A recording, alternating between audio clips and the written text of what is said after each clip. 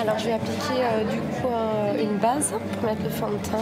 Toute la journée, Violette va se faire chouchouter. Comme elle, 50 femmes en situation de précarité ont bénéficié de cette journée.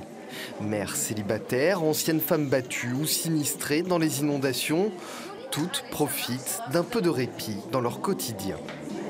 D'habitude, c'est plutôt vous qui vous occupez des autres. J'essaye, parce que s'occuper de soi, ça sert à rien. Enfin, ça sert à rien, non. S'occuper des autres, c'est mieux. On les aide à avancer et ça nous aide à avancer aussi. Et aujourd'hui, c'est vous. Ouais, c'est pour ça que ça fait bizarre. Pendant que certaines profitent du maquillage, d'autres visitent le château de la cité de Carcassonne avec un guide. Najia est maman célibataire de 3 enfants.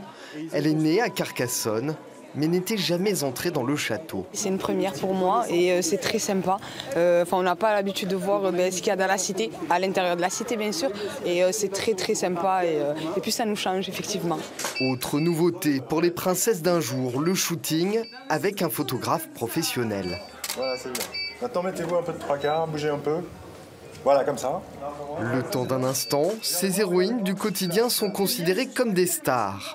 De quoi réparer une confiance en elles qui leur fait parfois défaut. Et habituellement, elles s'occupent pas d'elles. C'est pas une priorité pour elles.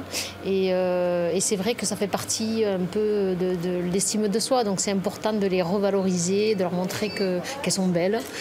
Le passage à Carcassonne était la dernière étape de cette opération montée par le Secours populaire et le groupe de luxe LVMH.